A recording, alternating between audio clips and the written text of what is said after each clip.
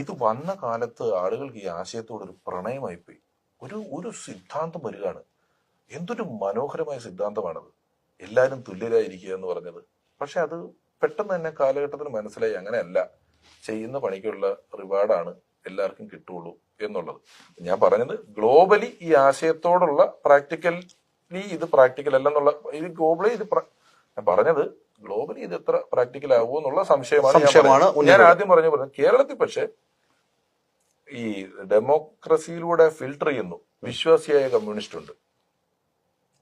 എന്ത് illogical combination ആണ്.